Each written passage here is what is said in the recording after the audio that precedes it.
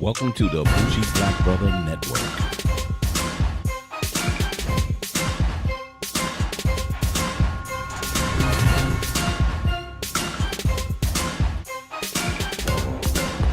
Good afternoon and welcome to Faith Black Cinema. I'm Michael, your bougie black brother, and I'm here with my co-host, Hello. So Alicia and I went to the movies to Hold on see... a second. Da-da-da. Da-da-da-da-da. We went to see Mission Impossible. And that was, I think, the theme song, I think. But anyhow, we went to see Mission Impossible.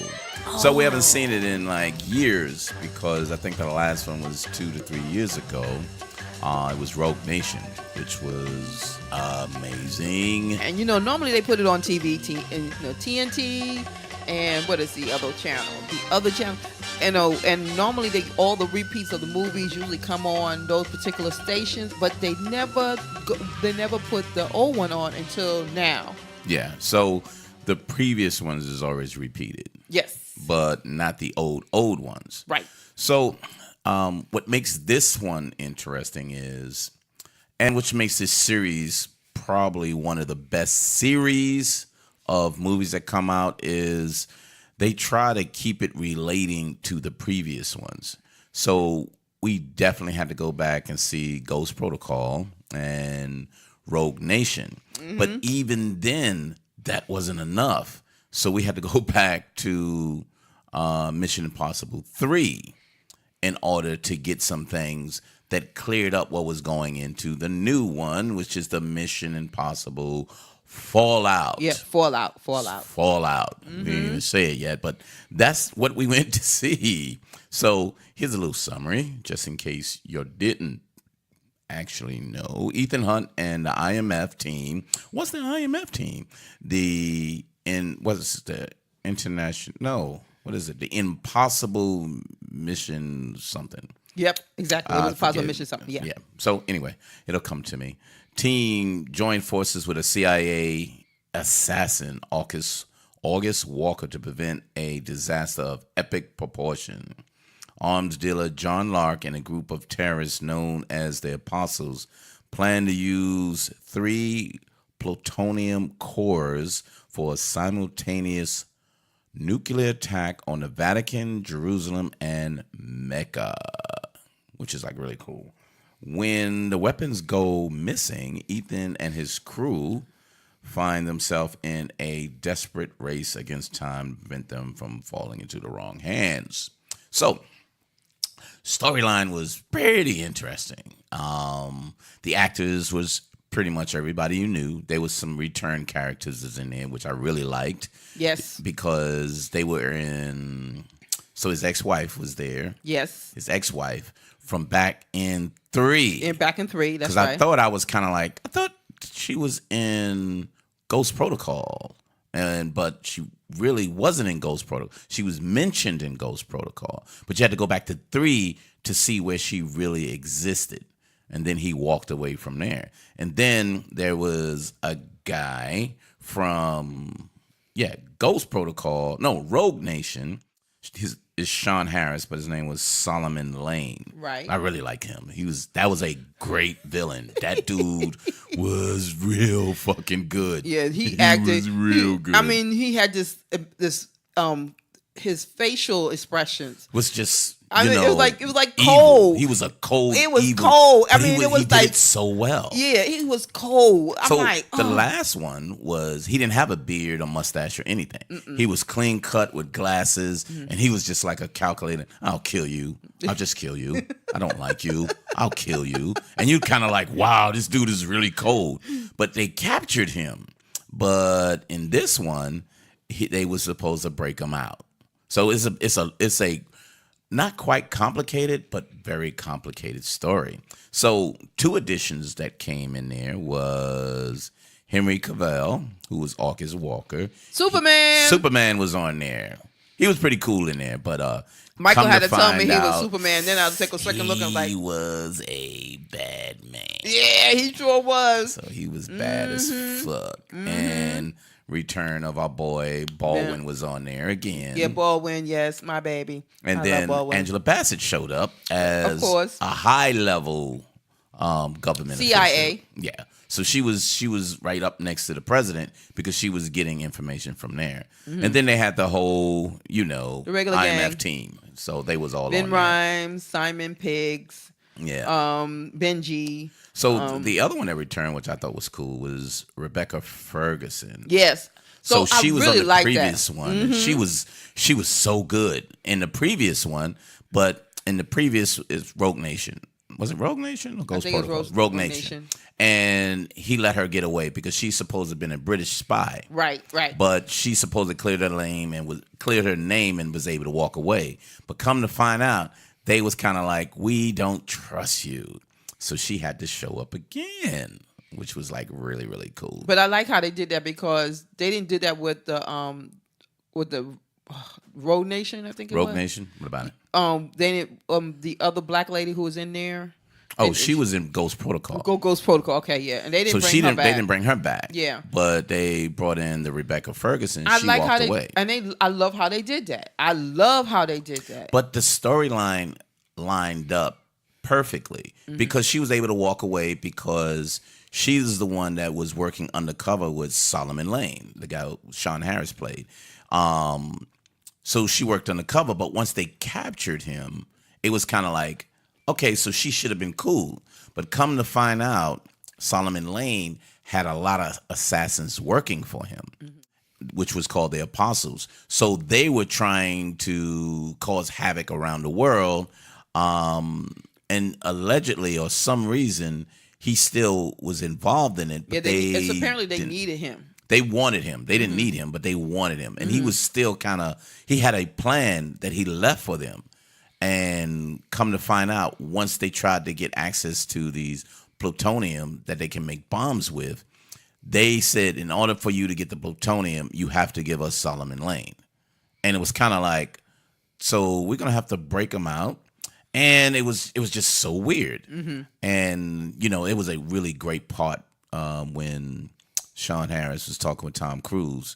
And he was just telling him the things that you've done in the past will come back and haunt you. And it was some kind of soliloquy, but it was so like you looking at him and the way he's saying it is like, you're going to pay for this, goddammit. You don't know what you did and what I'm going to do to you. But he didn't say it just like that. He just said it so, I guess, eloquently. And it was menacing at best, and it was really, really good. But regardless of the storyline, regardless of the actors, what made this amazing was all the scenes and action that they had from non-stop. So what makes this Mission Impossible series so good is that Tom Cruise do all his stunts. Yep. And that's why it was so goddamn good because it was like, some scenes, some movies when you seen a stuntman, they really don't show the face. Right. You know what I'm saying? But when Tom Cruise was doing it, they were on his face. Yep. They were, everything. You seen his reaction. You seen the pain. I was like, ooh, this brother hurting. But them scenes were so good. So, and the thing is with, and this is again the Mission Impossible series, you can go all the way back and seeing so many other movies, green screen, studio, fake things that they'll show and say, he's really falling out of plane, but actually it's the green screen behind him and that, or he's jumping off a building and there's somebody, since you can't see his face, it's somebody else, all of that. But once you find out this crazy dude constantly doing them, because let's go back to, I think it was Ghost Protocol. So Ghost Protocol, I didn't really believe that he was in, was it Saudi Arabia? No, Dubai. And they was on the outside of that damn building. I just thought, that looked really cool. Yeah, they made it really look like he was outside the building. Yeah. Guess what? He was outside the goddamn building. And they had to do everything perfect so he wouldn't die. You know what I'm saying? Yeah, say that again. Not get hurt, Die. not get, injured. They had to do everything so he wouldn't die. So when you see all of these stunts that he did in here, it was so freaking amazing. And the stunts, you got to see it to believe it. He's always driving a motorcycle, you know that, and he's always gonna fall off a goddamn motorcycle regardless. He either gonna speed out. This time he hit a goddamn car and flew over it. And you see him fly over the goddamn thing and roll over on the ground, and he's laying on the ground like, God damn, this hurts. And you can see him like either he's a great actor or damn, this has hurt more than he thought it would hurt. And it was like he was just jumping back and forth through traffic, and it was just so exciting, and it didn't slack up. So some of them got a storyline that they kind of slack up, but when it slowed down, it gave you information. This is why I like this, because every time they slowed the process down to say, oh, now they're getting into the one lady, the whole rich lady who was her name was Vanessa Kirby, but she was like the go-to person to say, I'm just a broker. That's what she was. She was a broker between selling the plutonium and getting the money or whatever. But they said, we don't want the money. I'll give you the plutonium if you give us Solomon Lane. And he was like, what the fuck? But he was like, you got it. He knew what he had to do. But all of this was all set up in certain ways. And it was like double cross on top of double cross on top of double cross, because come to find out, she was a broker, but she was working with the CIA. And then the dude August Henry Superman, he was working with the CIA, but was part of the Apostles. Yep. And he set Ethan Hutt or Tom Cruise up to say, no, he's the double crosser, because everything that went on, he was always there, involved in it, and everybody kept getting away. Yep. And so it was like double cross. And then Alec Baldwin was going against Angela Bassett, because Alec Baldwin, if you've seen the previous movies, he took over. He had to take over the position of the IMF. Yeah. The Impossible Mission. I was waiting where's the other guy was. Which one? So that's what I was wondering. Hawkeye, whatever his name was. Yeah. They said they don't know why he wasn't on this one, because he was the other agent. He was the go-to guy. So you just never know. And I didn't really look that up either, but he didn't show up in there. So he really didn't show up. So let's go back to the opening. So when it opened, it was all about what was it? Getting the actual plutonium. So right, it was trying to balls, get those plutonium balls, and then they kind of find out that they made a portable bomb, so you can put it inside of there. And it was all about starting that process, and then they actually got away with that, because the apostles came after their ass. So when it opened up, did it give you an expectation, baby, or was it kind of like, no, this is what I'm normally looking for, and going from that? Mission Impossible, I was already excited. Yeah, I was just waiting to see what the story is going to be about and what they're going to do next. Because it was 2 hours and 30 minutes, this movie. And I'm telling you, it was like when we was watching Avengers, you didn't want it to end. Yeah, you was like, whoa, what the fuck? You know what I mean? You didn't want it to end because you just was waiting for something else to happen. Mm-hmm. And so now, I'm like, okay, Mission Impossible again. When the next one's going to be another 3 years out. Yeah. And that's, so when you saw that, and like you said, we was anticipating that. We were supposed to do a small intro in the beginning, but we so excited we forgot about it. Yep. And sat right in there and was waiting on the damn movie, which was exciting. So his name is Jeremy Renner. So the other guy that's supposed to have been on this. Yeah. He plays in the Avengers and everything. But it was just it was just so exciting to just wait and say, what is it going to be? You know what I mean? What is it going to be? And they said Jeremy Renner turned it down. So he turned down Oh. the role, doing a cameo on it, and which was weird because he did have he he had a major role with the group, but he was doing a lot of movies. So he was doing a lot of movies while this was going on because he supposed to have been on Infinity Wars, remember? And he got hurt, and there was other stuff that he was going on to. So you don't know if he said he turned it down because he wanted to, or did he really turn it down because he wasn't fit to be in the movie. You know what I mean? Yeah. But that was just interesting from that. I didn't want to just assume that they said, well, you was injured, so you can't come on here and blah, blah, blah. But that was interesting that he wasn't in there. But here's the biggest plot. And, we danced around it. But the biggest plot of this was they knew where his wife was. Yes. So at the end of, what was it, Ghost Protocol? Yeah, Ghost Protocol. No, Rogue Nation. At the end of Rogue Nation, it showed when Jeremy Renner was with him that he was like, your wife died, I'm so apologize and blah, blah. And he was like, my wife ain't dead. And she saw him from a distance. Right. And they saw each other. And then he was kind of like, oh, that is so cool. Right. Ha, ha, ha, ha. And then the next movie came on and it had nothing to do with his wife. That's right. But then this one came on and the crazy guy knew where she was. So he wanted to blow up a place to ensure that he would poison. The nuclear fallout will poison an area that would have 1/3 the population of the world. And it would poison the drinking, the lakes and everything. And his wife, just happened to Michelle Monaghan. I don't know. Monaghan. Montague, whatever. But she was on there and he set it up so if they tried to stop the bomb and don't, she would die and they would die.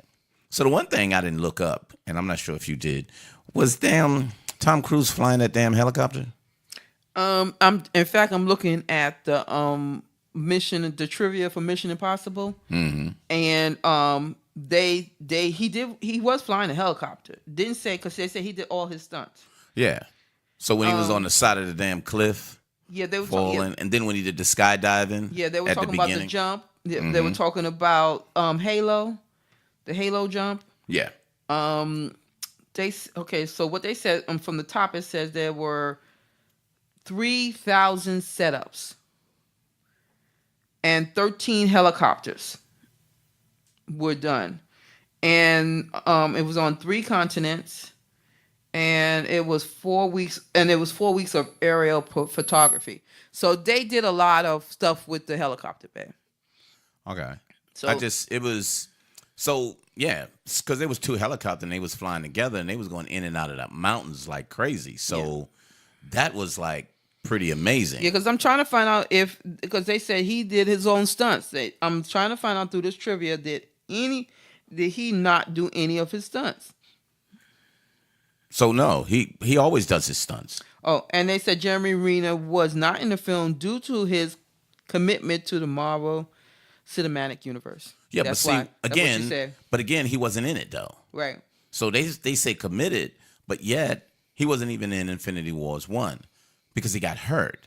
But then when he got hurt, so he's most likely in 2, but I think he's supposed to have been in 1. And I believe he's going to be in the next Mission Impossible. No, the next, yeah. Well, because Alan Baldwin, Alec Baldwin is, I don't want to tell him.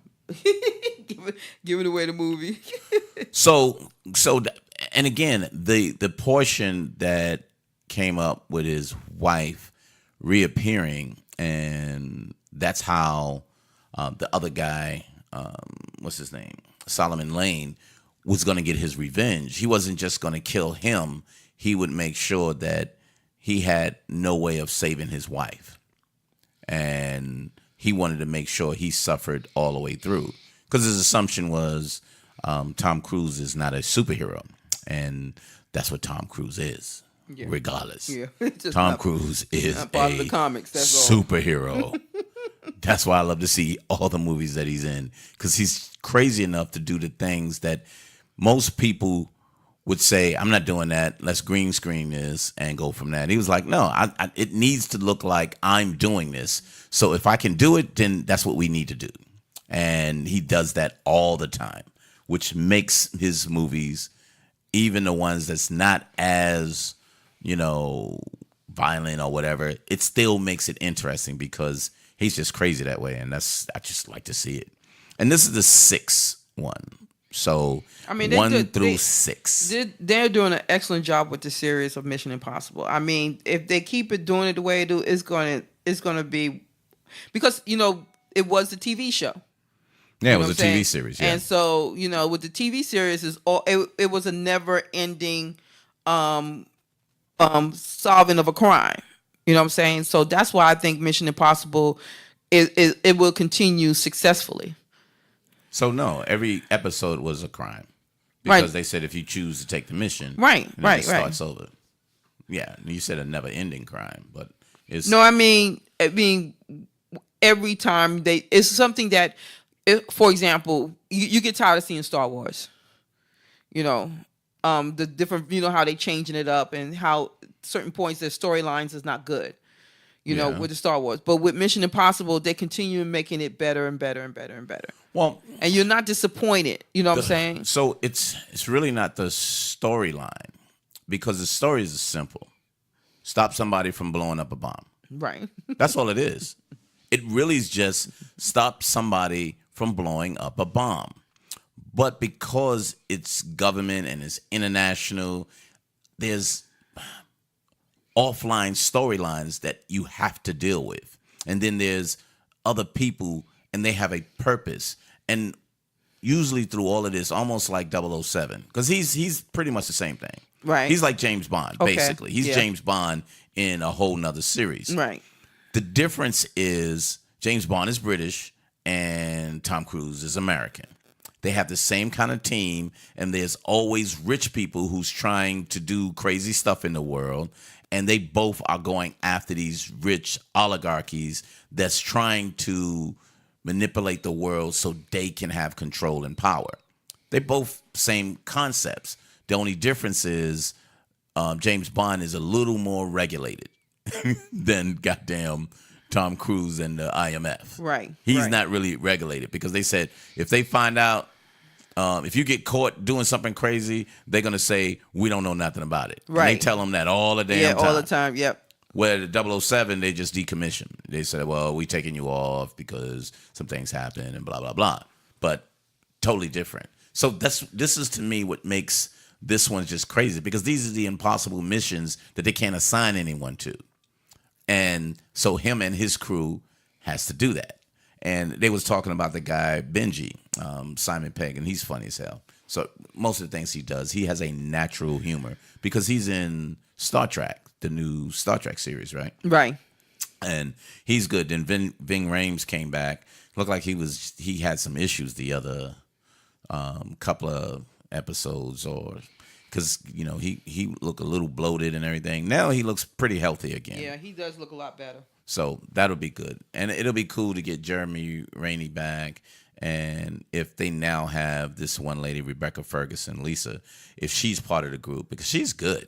She's good. She's a good assassin. She's athletic. She's smart. And she was pregnant when she was doing that movie. Oh, really? Yep.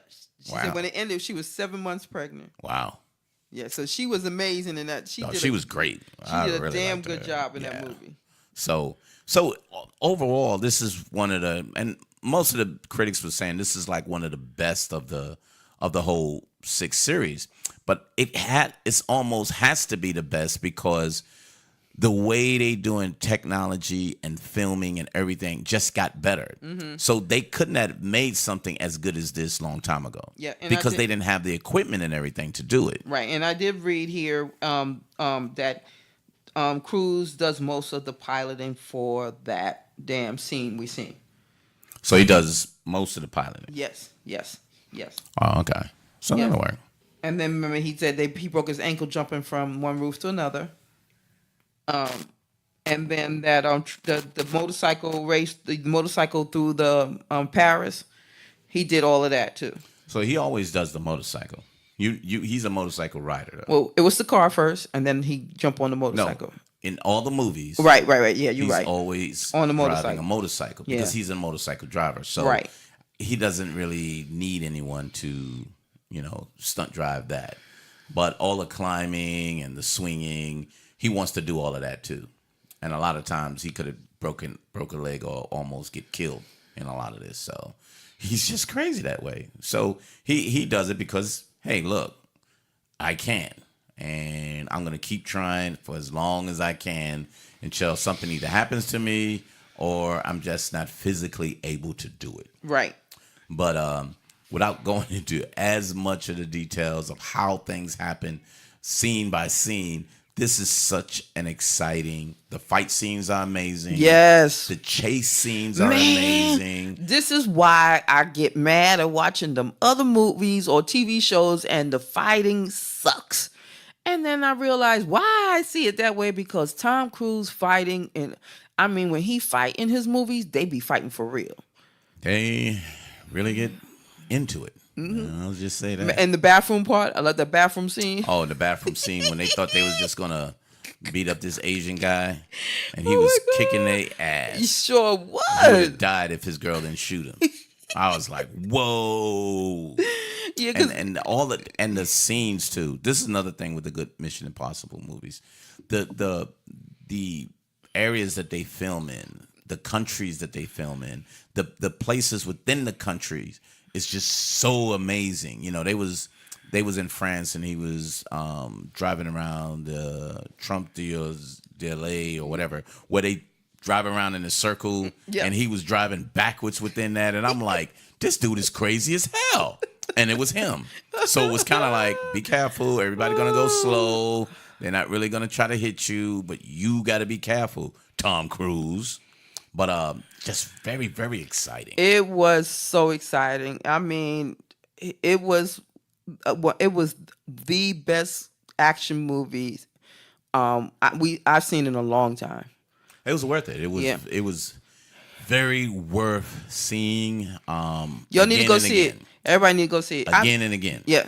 So some people may like Tom Cruise in his personal life, but when it comes down to his movies, I'll tell you, he gives it to you. He gives it to you. He really does. He's very good at it. And this is number 6, and I think based on the box office, I think this one made more than every single Mission Impossible movie that came out of his. This is the one that kind of just went over the top for him, which is fantastic, and it's worth it. And I think they released it just in time. I think they would have done it early. It would have went up against the Avengers, which they shouldn't have done.